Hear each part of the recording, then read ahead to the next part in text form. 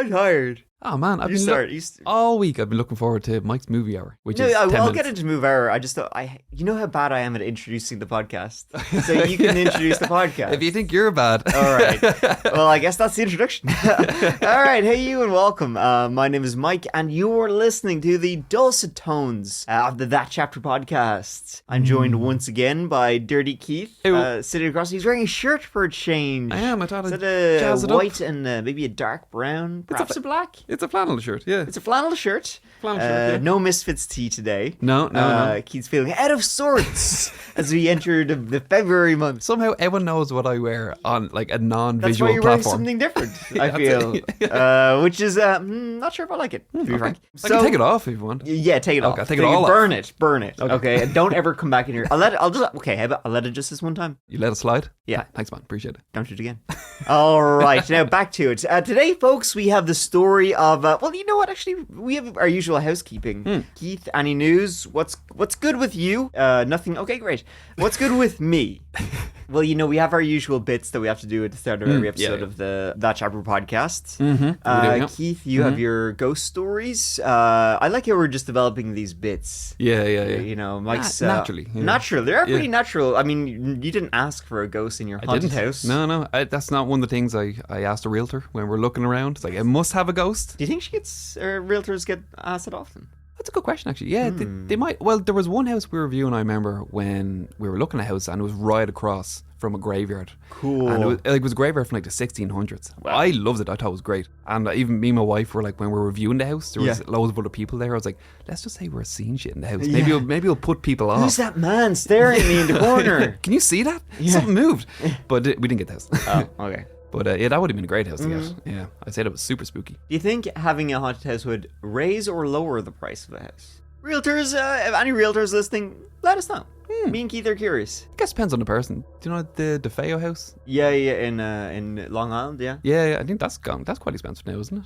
Yeah, but I think that's probably just the movies as well. Right. Yeah, you know, I think if there hadn't been any movies, people had just been horrifically murdered there. It would probably be worth like nothing. Yeah, this is a very cool looking house anyway. Yeah. All right, well, so no new ghost stories today. Well, I haven't been in the house. I've been I've been away. So you've been on vacay, baby. I've been on vacay. We took a trip to Longford in Ireland. Longford? Well, Keith, I know. You've bedeviled me yet again. We splashed out. You world traveller. You went all the way to an hour and a half away from Dublin. Folks, you're not going to believe this. The jewel of the Midwest.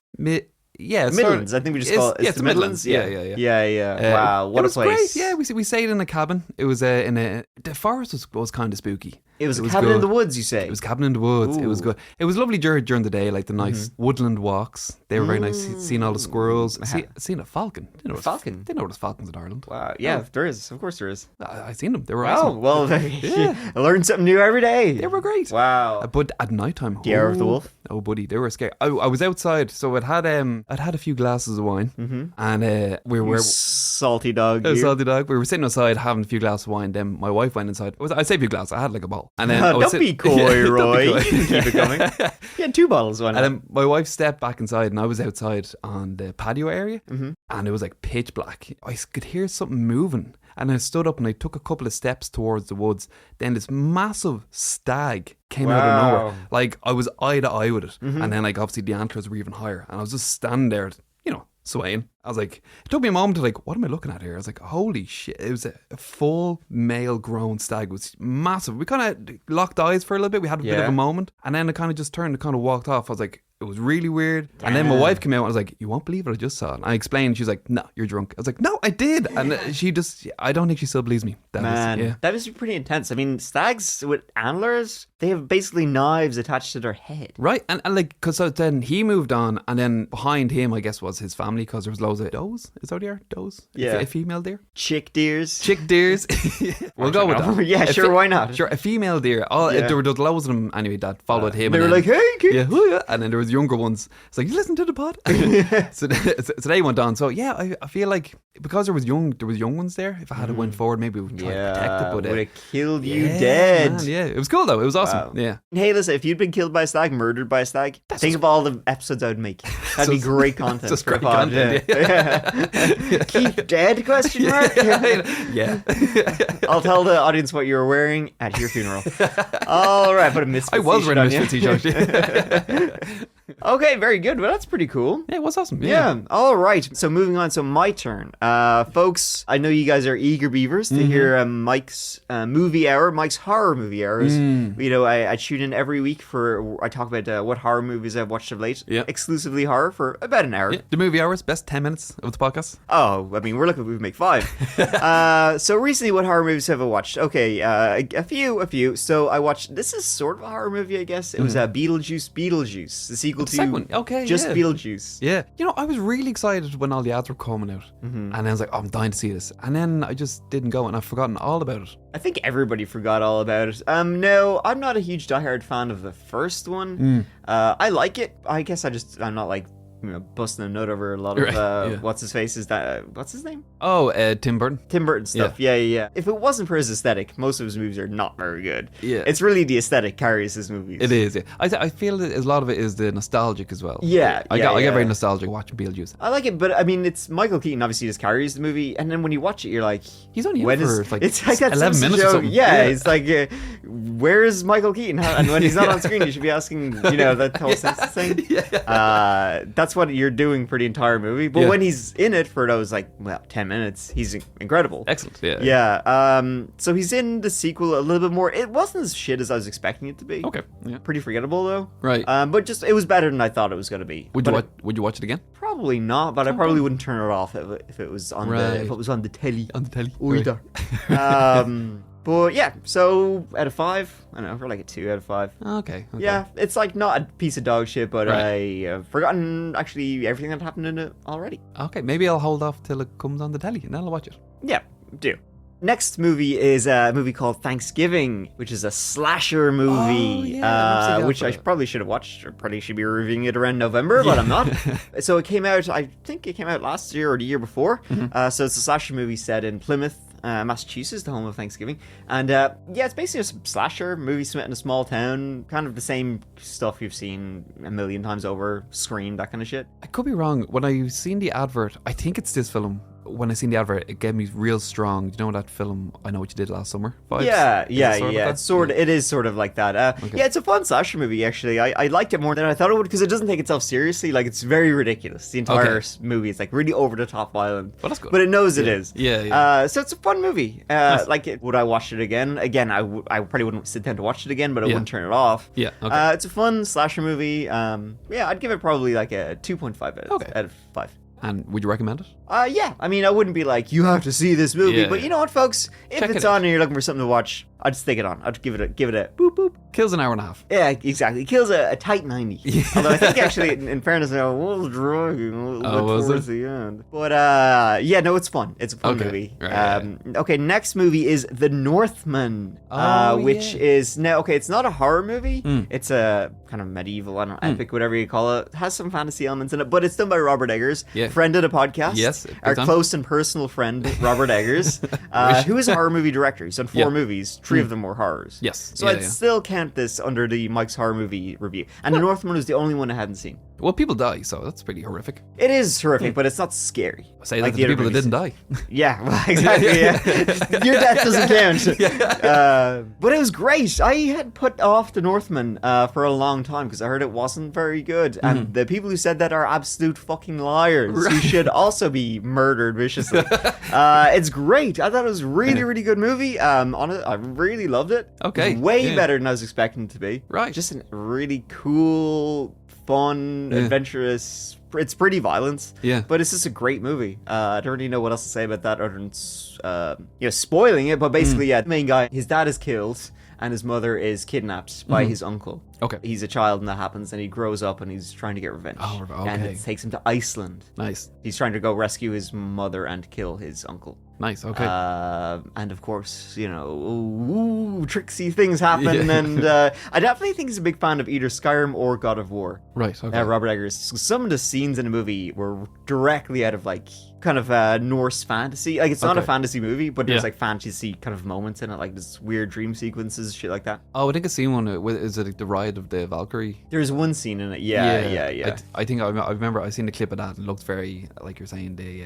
fantasy elements of it. Yeah. It's cool. It's an excellent movie. I would say it is probably maybe, I'm trying to think of my favorite Eggers movies in order. Probably like The Witch Lighthouse, The Northman, then Nosferatu, in that order. Actually, the order he's released. Nosferatu last? Yeah. Okay. Have you seen Nosferatu yet? I haven't seen that yet, no. Oh, it's a Nosferatu, and it's great. I actually just watched Nosferatu the other day because it's out on like streaming and stuff now. Oh, nice, okay. And it's great. I don't mean that as a knock against Nosferatu. All his movies are brilliant. Yeah. It's just some are more brilliant than others. But even as like the movie I would have lowest, it's still like That's incredibly. surprising. I rewatched Nosferatu for a second time, and I thought it was even better than the first time I watched. Okay, yeah. So it's that's how good all of his other movies are, though. Yeah, that's right, because I really liked The Witch and the Lighthouse. From the adverts of The Northman, I was like, nah, I don't know if I'm going to like it. But I will check it out now. I would highly recommend it. I think you would like it a lot. Okay. Yeah, it's a real lads movie. You know, lads going around fighting swords and shit like that. You know, yeah, exactly. Oh, get him! You're gonna want to do about 50 push-ups when you watch it. Another movie. I can't do 10. So that's it. Okay, I have more movies that I watched, and I'll save them for next time, because you know what? It's time to get into our today's story. I'm very eager to get into it. That's the thing about this spot. We should do like 2 episodes a week, and one of them we just get all this shit out of our system, so that when we're actually telling the stories, we just go straight in. We've nothing else to talk about then. Exactly. We'll find something to talk about. I know. All right, folks. Today's actually such a great story. It's the story of Allan Legere, or the Monster of the Miramichi. This is a story I kind of stumbled across this one a while ago, and I wanted to cover it for quite some time because it's absolutely batshit insane. It is nuts. Yeah. This is a story where it's like, how is this not more famous? Maybe this is very famous in Canada. Yeah, so maybe this story is super famous to you Canadian listeners, but to me, and I've covered quite a lot of Canadian stories in my time, talking about true crime and horror and all that sort of stuff. I never heard of this story before, or really anybody who'd covered it. I'm sure people have covered it, but nobody, it's not a well-known story as far as I'm concerned. So I was very eager to cover it because the story is like, he's a horrible murderer who's done despicable things. Then he gets sent to prison, and it's like, oh, then the story actually begins. Right? The shit only begins like after he's already done like his first murder and been trialed and everything. Yeah. That's when shit goes freaking off the charts, wild, murderous rampage. Even when like the police start closing in on him, it still gets crazier and crazier. Before we started recording, we were talking about podcasts. This reminds you of, you said Carl Panzeram. Yep. The one this reminded me of was The Mad Trapper in Alaska. Yes. Because it's like, he's doing his thing, and then the chase is when the story kind of begins, and how he was even caught is insane. So if you are familiar with either of those stories, you will be familiar with the vibe of this one, the story of Allan Legere, folks. A little known story of a big piece of shit. Allan Joseph Legere is such a despicable, completely unrepentant psychopath that it's genuinely shocking that, he isn't mentioned more often, along the likes of Canadian serial killers like Robert Pickton, Paul Bernardo, Carla Homunco, or what's his face, that corporal general guy. My brain is not working because this is story. I've covered all of these stories. That Canadian guy who's a general who murdered women and dressed in their clothing. Oh God. Now I'm blanking. Yeah. The guy. You know who the guy is. I don't need to explain myself to you folks. You know my drill. You know where I'm coming from. Anyway, Allan Legere certainly deserves to be in all of their esteemed company, named and unnamed.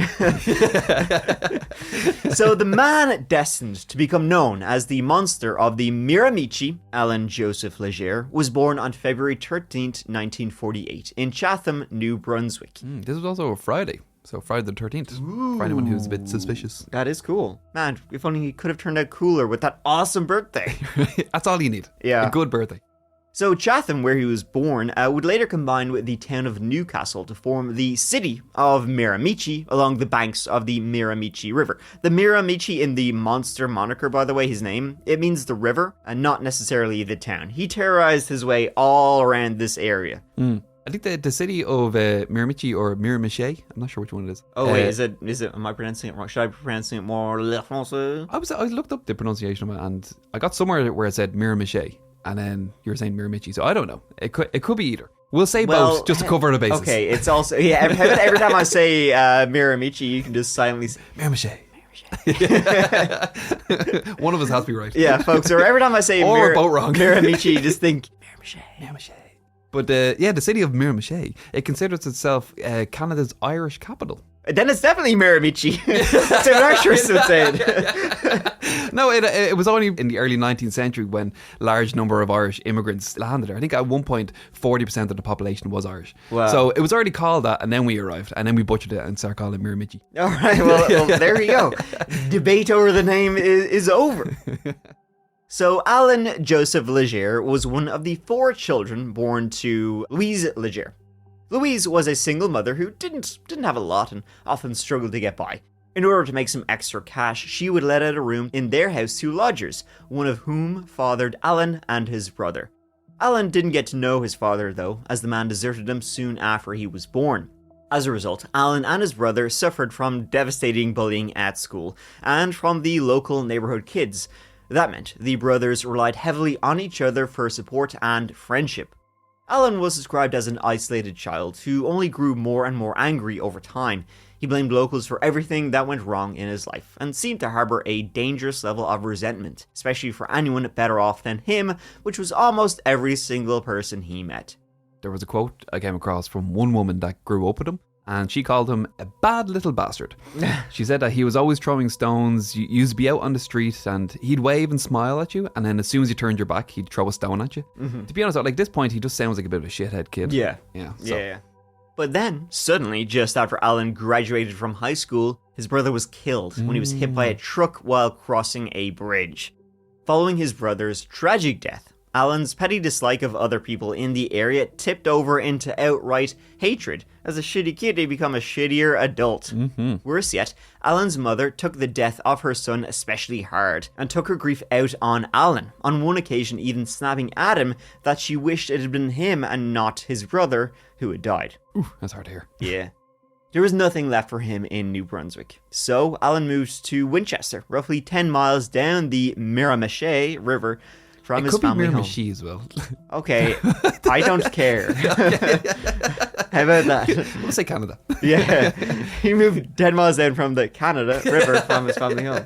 All right, there we go. And there, Allan seemed to have a, perfectly normal life. He got himself a steady job as a used car salesman. He even got married and had a couple of kids. Unfortunately for Allan, though, he had a mighty big chip on his shoulder. He still blamed the Miramichi community for everything that had gone wrong in his life. He couldn't just let this boiling anger at society go, and without any way to vent his anger, it would just build and it would build. Walking around with that kind of pent-up rage and persecution complex not only made him a ticking time bomb, it also made him a mightily unpleasant person to be around. Yeah, the anger towards the community, it's somewhat understandable. So Allan and his family they've long insisted that the hit and run that killed his brother, it was covered up because they'd lacked the money to push for justice. So even to this day, Allan, he puts quotation marks around the word accident when he refers to this incident. So yeah. Which, yeah, you can see why, like a poor family and your brother gets killed and everyone just covers it up because maybe, I don't know, someone with a bit more status within the community, they didn't want him to go down for it. Yeah. So you can see a lot of resentment there. Yeah, how you just begin to hate basically everybody. Yeah. Just before you go on, I'm pretty sure it is Miramichi. Okay, Miramichi. Okay, that's how it's pronounced. Miramichi. Should I go back and do more? Go redo some? I would say we've took a moment, we've looked it up. Okay. All right, folks, we took a moment and we looked it up. It's Miramichi, right? Yeah, Miramichi. Miramichi, folks. So every time I've said whatever I've said previously, just think... Forget about it and think Miramichi. Say goodbye to your memories. Oblivion! And now a quick word from today's sponsor, folks. We are rocketing into 2025, which means I've already had 2 months of emails saying, thank you for renewing your subscription. Hang on a second, what? Well, that's probably one of the million sites and platforms I signed up for, just that one time. And then I completely forgot about, like that little trick they do, hey, first month's on us, give us your credit card info for next month. By which time you've forgotten to cancel, and that's how they get you. But not anymore. Not with our sponsor. Rocket Money is a personal finance app that helps find and cancel your unwanted subscriptions. It monitors your spending and helps lower your bills so you can grow your savings. It helps keep track of and cancel your unwanted subscriptions. I mean, how many things have you subscribed to that you forgot about but are still being charged for every month? I just learned that 85% of people have at least one paid subscription that goes unused every month, and I for sure have more than that. Rocket Money has over 5 million users and has saved a total of $500 million in cancelled subscriptions, saving members up to $750 a year when using all the app's premium features. To save more and spend less, join the over 5 million members using Rocket Money today. Cancel your unwanted subscriptions and reach your financial goals faster with Rocket Money. Go to rocketmoney.com/thatchapterpod today. That's rocketmoney.com/thatchapterpod. rocketmoney.com/thatchapterpod. Thank you so much to Rocket Money for sponsoring the That Chapter podcast. Now let's get back to it. The majority of Legere's life up to this point had been spent being legit. Legere was a slight fella, and when he did build up the nerve to break bad and burgle a house or two, he soon found he wasn't exactly very good at it. In fact, he was pretty shit and got caught by the homeowners on more than one occasion. Those confrontations usually ended with Allan getting a good hiding. Allan, being a nasty little narcissist, decided the thing to do though wasn't to go straight and fix his ways, but instead, he just needs to get stronger. Am I going to stop doing it? Absolutely not. He dedicated himself to the gym and working out, eventually packing on a good 30 pounds of muscle. He was ready to try the burglary thing again, and this time, when it came to violent confrontation, he would come off the better. You think he would spend his time trying to get smaller, especially if you're trying to burgle someone? Trying to hide more, sneak Right? into windows. It's a good idea. You don't want to get bigger. No, he's trying to kick down doors. Oh, yeah. Right?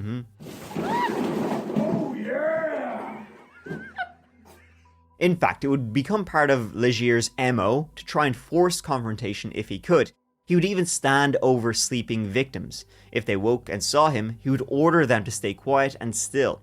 For the ones who didn't wake up though, he would make sure to let them know he'd been there. Allan would deliberately leave something, like a victim's underwear, next to them on their bed. Basically, everything Allan was doing was red flag after red flag, constant escalations into more and more dangerous behavior, almost like he wanted to be caught. The funny thing is, though, he sort of did get caught, and that's, well, we'll get to that. But he sort of did want to get caught, because he just escalated from there and there again. Yeah, from a young age as well, Legere, he gained a reputation as a bit of a peeping Tom, or a pervert, as I like to call him. Yeah. A compulsion that carried on into his later years and became a major driving force behind his home invasions. He struggled to perform sexually with women in like a normal way, so breaking into homes became the only way he could get off. Right. But by the time the police already had him on their radar, not just for the break-ins, but for the violence that seemed to follow him everywhere, he had a serious temper and frequently got into fights. His violent streak, it was so well known that he was actually the first suspect in the brutal murder of 56-year-old Beatrice Redmond on March 24th, 1974. She was stabbed more than 80 times, so Wow. They pegged him for that. Legere, he was brought in for questioning, but there was no solid evidence. He was eventually let go. And this case that still remains unsolved today. Interestingly though, his name surfaced again a few years later in 1979 when Nicholas Duget was found murdered in an attack eerily similar to Redmond's. So Duget, he had been hacked to death, struck 67 times with an axe. Police, they arrested a teenager, Robbie Cunningham, and they charged him with the murder. He was convicted, but he won a new trial where the jury, they then downgraded his charge to manslaughter, sentencing him to 12 years. So the reason for this was because he was supposedly too high on LSD at the time to fully comprehend what he was doing. Yeah. I mean, he still did it, like. Yeah. But It doesn't matter. yeah, so anyway, Cunningham, he always maintained his innocence, and he actually pointed the finger directly at Allan Legere. In response, Legere, he threw this back and claimed that Cunningham was responsible for Redmond's unsolved murder. So apparently, Legere had been Cunningham's criminal mentor. Now, Legere, he was never officially linked to these murders, but I think it's worth mentioning. After all, there's no smoke without fire. Yeah. And when a convicted murderer is calling you out, like, it kind of says something. You know, he's involved in this scene. Yeah, exactly. And as we will get to, he shot a murder. That's for sure. Shortly after moving to a small town called Black River Bridge, Legere got friendly with a 66-year-old local named John Glendenning. John owned and ran a small shop with his wife, Mary. The couple shared a small apartment above the shop and were well known around town thanks to John opening up early and spending most of his days getting to know customers. Legere had little to nothing in common with the kindly John, but he was very interested in the large safe he had seen in John and Mary's store. Legere made a point of getting to know John better and learning his routines, and at some point, John let it slip that he didn't trust banks too much and preferred to keep his money elsewhere in the old mattress. Don't mind if I do. That was all Legere needed to hear, and he set about coming up with a plan to get his grubby little mitts on the safe and the cash. And he knew right from the get-go, he couldn't pull off the heist alone. He was going to need a couple of fellow banditos. Allan knew the safe wasn't secured, so his plan was to grab the safe and work on opening it up somewhere else. To help him carry out the robbery and carry out the safe, he enlisted a couple of local do-no-goods, 18-year-old Todd Matchett and 20-year-old Scott Curtis. Now, Todd and Scott weren't the brightest bulbs, but Allan didn't need them for their brains. He just needed bodies enough to control this home invasion he was about to commit. Late evening on June 21st, 1986, the three men broke into the Glendenning's apartment and accosted the couple after first shutting off the power. When the thieves couldn't locate the safe, the men mercilessly beat John and Mary. And while John lay dying, Allan and his accomplices took Mary downstairs and each of them sexually assaulted her. After the brutal assault, which left John dead and Mary close to following him, the robbers then turned killers. They did a legger, leaving the safe and valuables behind. They didn't even get what they had come for. They viciously attacked John as well. When he was found, his hands and feet were bound, and the imprint of a boot was visible on the right side of his head. His face had been cut open, and his nose, cheek, jaw, and some fingers and toes, they were all broken as well. And a shirt had been tied so tightly around his neck that it crushed his Adam's apple. Wow. Yeah, it was vicious. That's really, really grim. And somehow, despite her grave injuries, Mary was able to survive the attack, and she even found the strength to be able to drag herself up the stairs and call for help. Mary was able to identify her attackers, her husband's murderers, and they were soon rounded up, and badass survivor Mary even went on to testify in court against the three men. Now, Todd and Scott were never looked at as being the driving force behind the robbery. That was always Allan. Yes, the two young men had a long list of petty theft behind them, but nothing even remotely approaching the level of nastiness involved in this crime, and they were both happy to identify Allan Legere as the ringleader of the group. Regardless, the three of them were all ultimately charged, tried, and on January 22nd, 1987, convicted of second-degree murder, and all were given a life sentence apiece. Legere never denied the crime or being the one to have planned it, but still he lodged multiple unsuccessful appeals against his conviction. Nice. That actually wasn't that long of an episode, I guess. Yeah, there we go, folks. Thank you so much for listening. Kill someone, got life in prison, case closed. You know? Which is, funnily enough for this story, that's the prologue. Now is when the story of Allan Legere begins. And now we've got to fast forward 2 years. So, by May of 1989, 2 years in the pen, Allan Legere, surprisingly enough, had become known to the guards as a model inmate. He would, yes sir, no sir, please and thank you, all that stuff to the guards, even getting to know several of them on a more personal level. So, when Allan began to come down with serious and repeated ear infections, the prison staff thought nothing of following protocol and arranged a hospital visit with an ear, nose, and throat specialist for Legere to, be taken care of. Allan was escorted to the Moncton Hospital by 2 Atlantic Institution guards. A third guard drove the van and stayed with the vehicle while the 2 guards went inside, to the hospital with Legere. They arrived at the hospital at 10:30 a.m. Minutes later, Legere was free. What? What the fuck? You see, just after entering the hospital, Legere told the 2 guards that he needed to use the facilities, and they thought nothing of it as Allan had never given them any cause for concern, and he was shackled and handcuffed after all, and he was a model inmate. He was a nice guy. He's going nowhere. Yeah, exactly. He just needs to poop. When you gotta go, you gotta go. So the guard twosome, they allowed, Allan to go use the bog. Once out of sight, Allan retrieved a makeshift handcuff key he had fashioned from scraps of metal. And if you're wondering if Allan had been searched, he had. All he had on him was a cigar, which the guards let him have. For some reason though, in those days, 1989, this was considered absolutely fine, and Allan had hidden his makeshift key inside the cigar. Wow. This is a real Cuban, so how big is this cigar? I know. And the worst part is, he didn't even smoke. Just like the chewing it. So, after freeing himself from his handcuffs, But not being able to remove the heavy chain around his waist, Allan retrieved a telescopic radio antenna from, well, you can probably guess, but the prison clothes didn't have any pockets. That's where he got it from. It was in nature's pocket. It was in, the pocket we all have, folks. Which is pretty crazy. It's one of those, telescopic radio that it kind of folds up. Yeah. I'm guessing so. You're like, like on an just old imagine radio. pulling it out, going, boop, boop, boop. It gets Get longer out as of he me. pulls it. Yeah. It just keeps going. Yeah. Like a magician's handkerchief. You want to see a trick? Allan then burst out of the toilets and, after quite literally threatening the guards with a shit stick, he managed to get out of the hospital relatively easy. Now, what's interesting though is that the guards were terrified of a man with an antenna covered in his own shit, and there were prison guards who presumably had like maybe a gun or a baton or something. I mean, then again though, crazy beats strong, as they say, so... So now, out in front of Moncton Hospital, Allan got lucky when he spotted a woman named Peggy Olive next to her car. Allan ran over and forced the woman into the car, shit stick still in hand, and at first ordering her to drive away. But eventually he told her to get out, and he also promised her, I'm going to steal your cars and make my prison getaway, but, I'll leave it in good nick for you. Fair enough. He oddly promised he wouldn't damage the car, and he kept his word. The car was later found dumped, but later on, and it was in perfect condition. So, fair play to you. He had actually left the car in a parking lot of a private radio station. Yeah, I guess he just wanted to, park somewhere that his ass could get good reception. Hey, very nice, Keith. Thanks. He actually did leave in a radio station car park though. Really? Yeah, no, he did. It's true, the shit stick in there. See what he can pick up.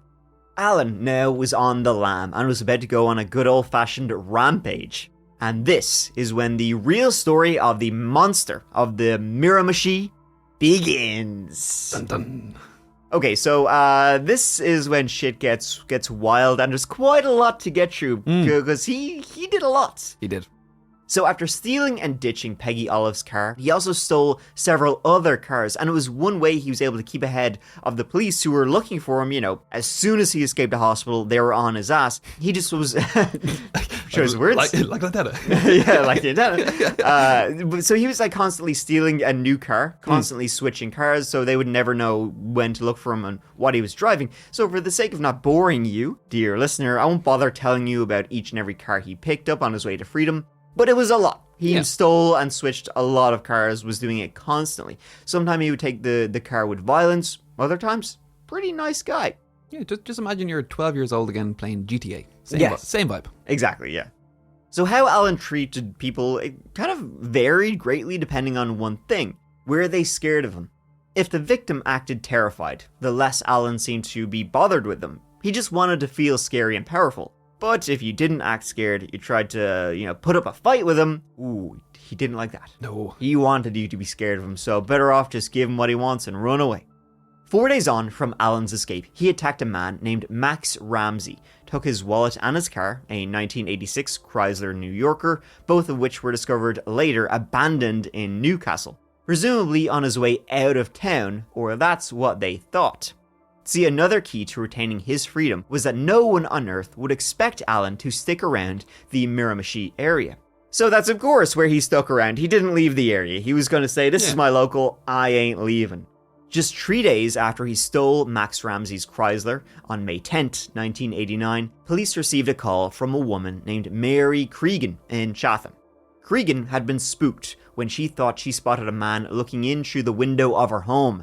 Though she didn't realize it until 4 days after the initial police report, several items of jewelry had also been stolen from her home.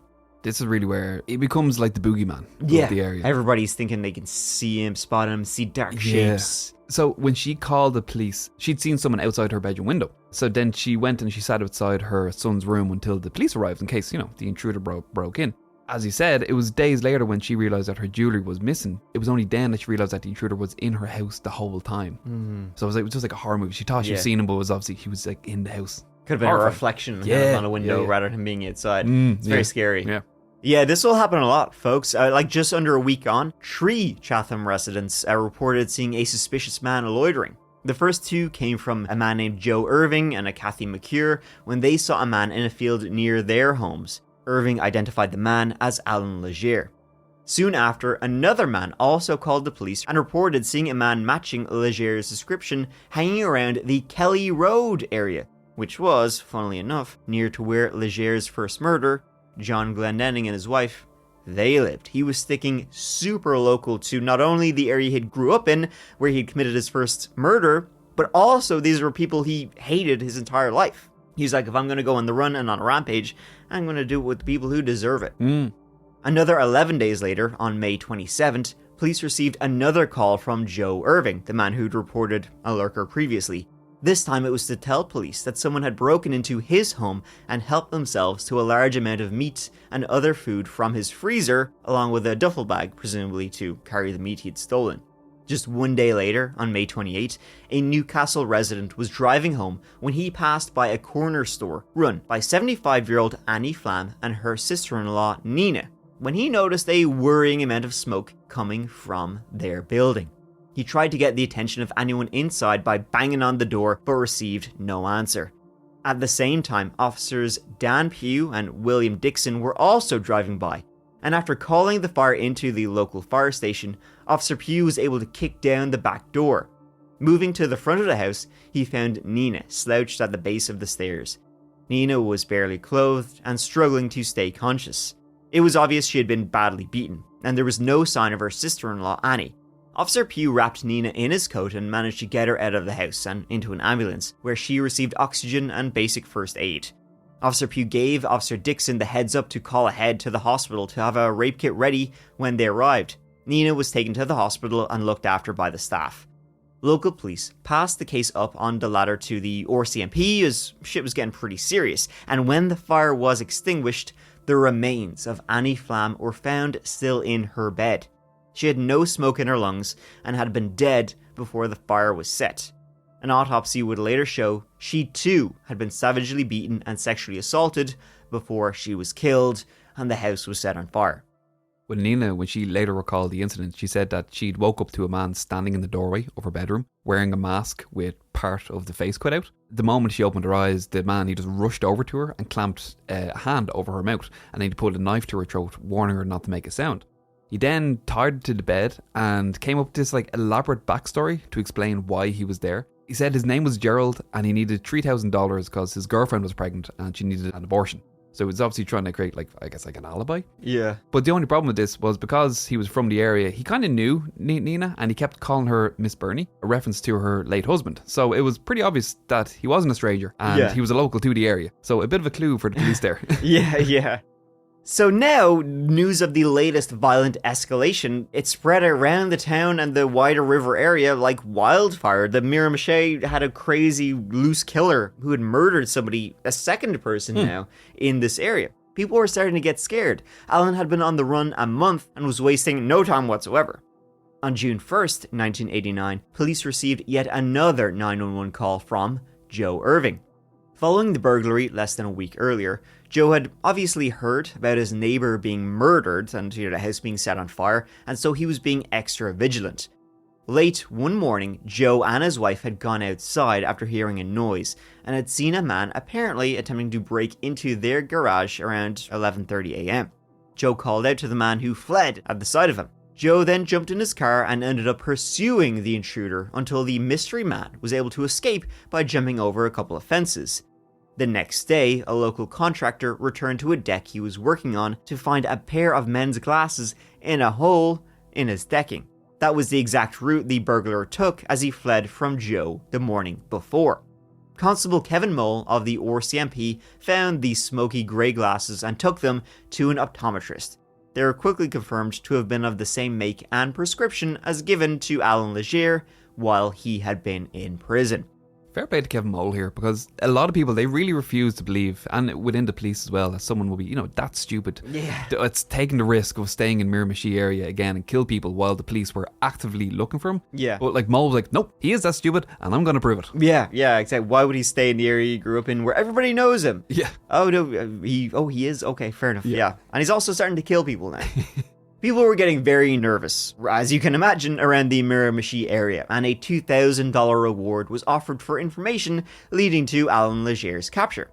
Thanks to the publicity the case was receiving and the reward money, reports came in from as far away as Toronto, but all would prove fruitless. Legere was sticking around. And it just so happened that Legere wasn't the only escaped villain in the area at the time.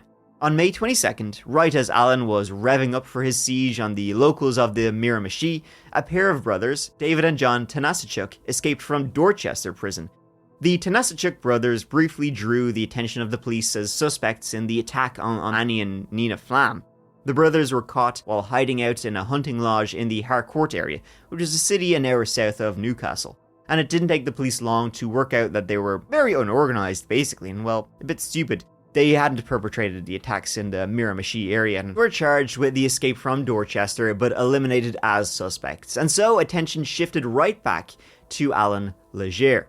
God, the police really have a lot to answer during this period, don't they? Yeah. Just letting everyone out. Detectives now thought he was the only suspect in the murder, and very likely responsible for the recent spike in crime around the river area.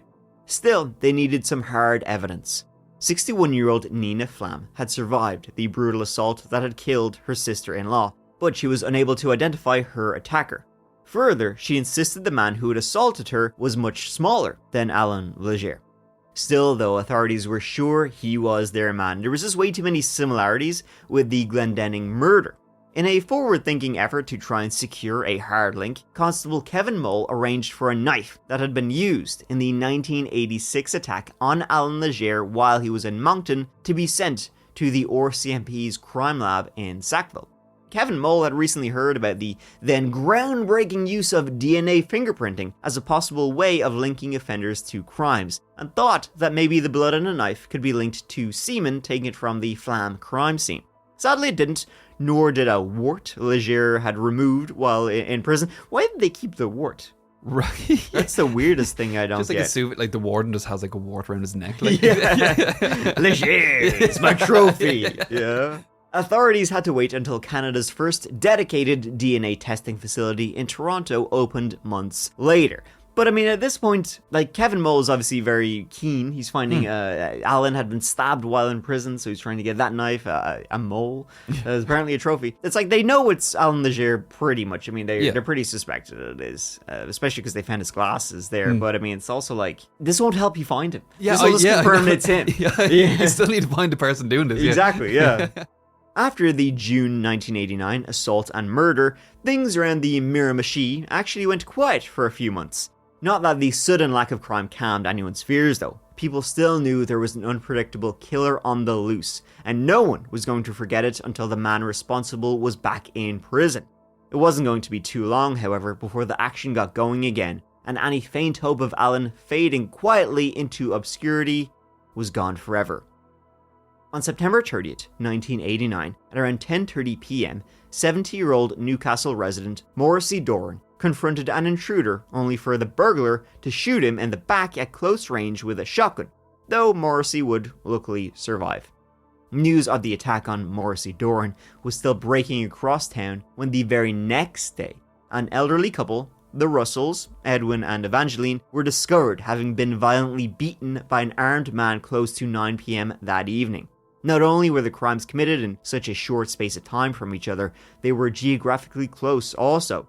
The same night the Russells were attacked, literally as police were responding to the news reports actually, another call came in, this time from Todd Matchett's father. As you remember, Todd Matchett was the accomplice of Legere's for the crime that got him sent to the prison in the first place. See, the former partner in crime of Allan Legere, well, his father had caught someone trying to break into his home a couple miles away from the Russell scene. Unfortunately, by the time police arrived, the intruder had managed to flee. Legere was almost caught like so many times, but always somehow just managed to slip through the fingers of authorities. In fact, almost right to the very end. He keeps on doing this, and everyone involved in the search, which by now was dozens of officials and, law enforcement people, everybody knew for certain one thing, that they would eventually get Legere, but what they didn't know was how many people would get hurt or be killed before they did. The atmosphere in Newcastle and around the wider Miramichi area was as tense as it could be. People were seriously afraid. As Keith, you so eloquently put it, he was the boogeyman. He was the boogeyman. At this point, going around doing God knows what. Yeah, it must be terrible. Like, especially, like, have you looked at the Miramichi area on Google? Yeah. It's just so much forest there. Yeah, it's very heavily wooded. And like a lot of houses, they're either surrounded by this dense forest or back onto the forest. So I'm sure, like, if you're looking out, you hear a noise or a porch light comes on. You look out, you see rustlings, like, oh fuck, Yeah. is that a killer? Yeah, you'd be shitting yourself. Yeah. Like, this kind of area, it was really the kind of place where people, like, especially the elderly, they didn't bother with locking their doors. After all, the only people who came and let themselves in were relatives or friends dropping by, you know? All of that changed with Legere, and it changed forever.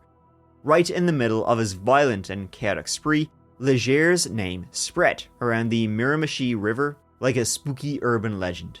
Just about the only people who did well out of it were those in security sales, with sales of alarms, enhanced locks, and floodlight systems skyrocketing. Nobody turned their porch lights off anymore. It was all a big conspiracy from big security. That's where he was hired by them.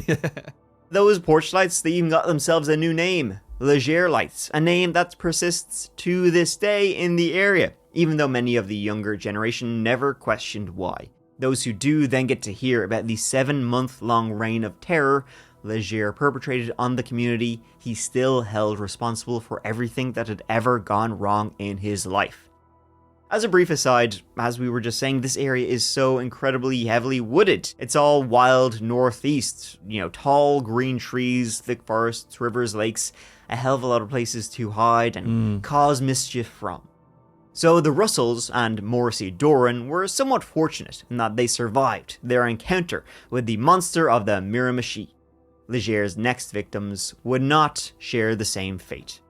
It would be coming up on 2 weeks since the attack on the elderly Russells. Legere's trail and the weather were both getting colder, and just as authorities were beginning to think that maybe, just maybe, Legere had finally seen sense and fled the area, fled his home, the 911 switchboard lit up yet again. Residents first noticed there may be something wrong at the Dohney sisters, that's Donna and Linda, their house late on the evening of October 13th, 1989. That day had been business as usual in the AM. The sisters' neighbor of 33 years had seen the ladies, Donna and Linda, that morning, gone through the usual pleasantries, and another neighbor, Margaret, had seen one of the sisters, Donna, giving one of the windows at the front of the house a new coat of paint. Margaret wasn't quite sure what time she'd seen Donna, but another one said she saw her at around 10:15 p.m. just as he was heading off to bed. At this time, Donna's sister, Linda, was out having coffee with her friend at a local Tim Hortons. Linda and her friend left the coffee shop at close to 11 p.m. and then returned home. Donna was inside the home when Linda arrived. I miss Tim Hortons. Good old, I'd never had it. Good old Timmy H. Is it good coffee? That was good, eh? You get an old double cream, double sugar. Wow, look It's at you. amazing. Okay. Well, folks, I must go to this Canadian utopia someday. Maybe. Shortly after Linda returned home, again around 11 p.m., neighbor Margaret was in her kitchen making her husband's lunch for the next day when she noticed that the Dohney's rear porch light, it was out. Given the current ongoing violent crime spree against the elderly, that was unusual. Everybody left the lights on. Why would hers be off? But not quite enough to go all out and raise the alarm. I'm sure Margaret spent the rest of her life wishing she had checked in on the sisters that night, because that night Legere struck. In the early morning hours of the following morning, at around 3:30 a.m., another local was driving by the Dohney's place and noticed that the house lights, they were still on. Something that was very much out of the ordinary for the sisters. It was getting very strange. Porch lights off, house lights on, as if somebody was still inside and moving about, but these were two old sisters. But still, once again, wasn't quite enough to merit potentially disturbing them. At 7:35 a.m., a volunteer firefighter, Danny Sullivan, and his girlfriend were passing by when Danny spotted a plume of black smoke coming from the Dohney's house. Danny had been with the Newcastle Fire Department for 6 years, so he knew exactly what to do. He ran to the nearby fire station, called for backup, then threw on his own gear and ran into action. And thanks to his quick actions, Police and locals responded to the call for help right away, and soon there were several people to back Danny up. Firefighters entered the house and found Linda, though they didn't know it at the time. She was beyond help, dead before the fire, sexually assaulted, then murdered by Allan Legere. They knew the other sister, Donna, was still inside, and it didn't take long to find her. She was still tucked tightly into bed. No sign of life. She too had been sexually assaulted, battered, and killed. The sisters had been so brutally beaten that the funeral director, who had known both women personally for several years, could not tell them apart. He had to refer to their weight to differentiate between them, as Donna was slightly bigger than her sister. Jesus. That is horrifying. Yeah. And it's very similar to the Flam case. Yeah. The two other sisters who were attacked, but fortunately one of them managed to survive. In the Dohney case, they were both murdered. Just complete overkill, isn't it? Like he hated these people. Yeah, he really, really did. So when once again Constable Kevin Mole arrived to look over the scene, he quickly determined that this was the work of their man. There were just far too many similarities to the Flam murder for it to be simply anyone else. Too many details that had been unreleased to the press or public. One thing had changed though. The level of violence seemed far more intense than before. News of the Dohney sisters' terrifying fate spread across Newcastle immediately. Police sent out fresh warnings to their colleagues and the public to be on the lookout for Legere, but not to approach him. Police appeared on the news presenting a sketch of the suspect, and within a couple of days of the latest murder, the Member of Parliament for Moncton put in a request with the RCMP for more police officers, more help, and Crime Stoppers' rewards skyrocketed from $2,000 to $10,000. The final straw came when the Crown Prosecutor, Fred Ferguson's wife, received a phone call. All the man on the other end of the line said was, "You're next." And that's where we'll pick up next week.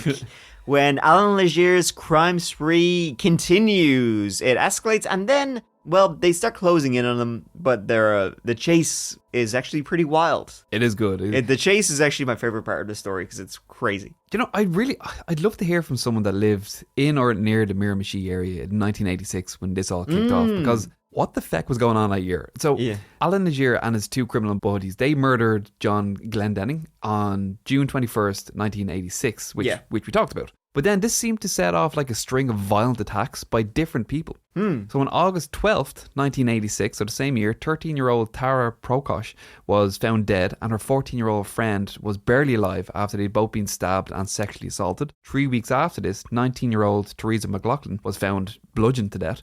So a man named Kenneth Essen, he was charged with 2 counts of murder and 1 count of attempted murder for both of these.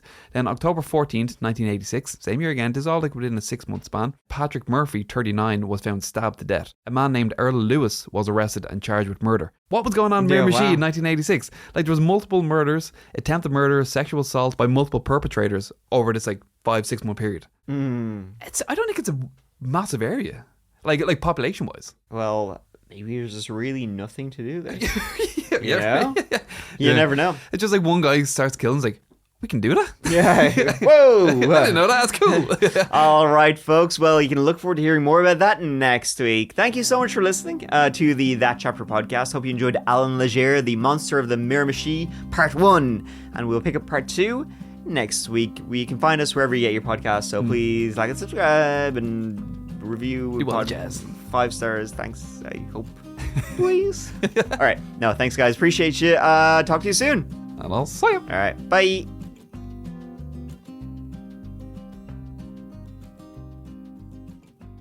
It would have been great if the guards had pulled out their own antennas. Yeah. Like, that's not a knife. That's a knife.